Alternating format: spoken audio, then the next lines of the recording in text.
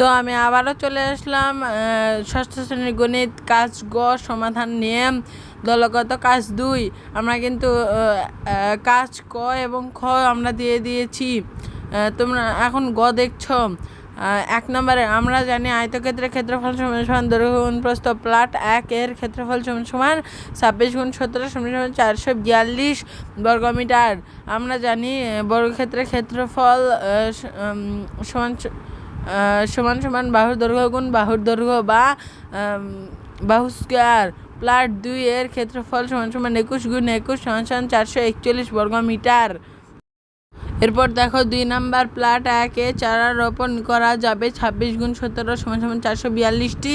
Plot 2 এ চারা রোপণ করা যাবে 21 গুণ 21 সমান সমান 441টি।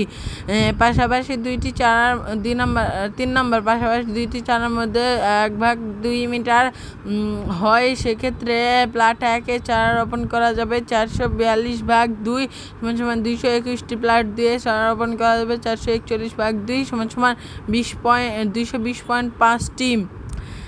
4 নাম্বার আমার দলের জন্য প্লট 1 নির্বাচন করব, কারণ এখানে বেশি পরিমাণ গাছ রোপণ করা যাবে।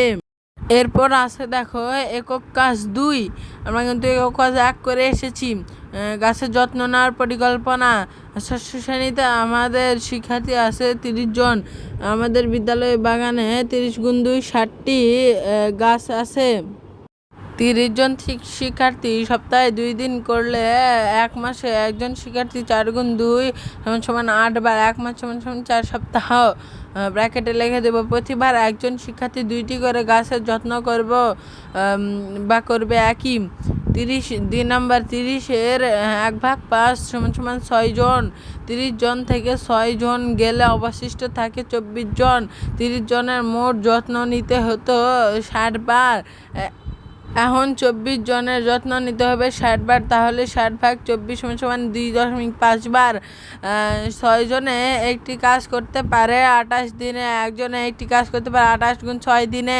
30 জনে একটি কাজ করতে পারে 28 গুণ 6/30 সমান সমান 5.6 দিনে। আজকের বিভিন্ন কাজ থেকে তুমি নতুন করে কিভাবে দলগত সুন্দর ও সুষ্ঠুভাবে করা যায় তা শিখলাম, এবং গণিত কিভাবে মজা করে শিখে যাই সেই দক্ষতা অর্জন করলাম। এটাই হলো উত্তর। আমি এখন প্রশ্ন বলতে পারিনি।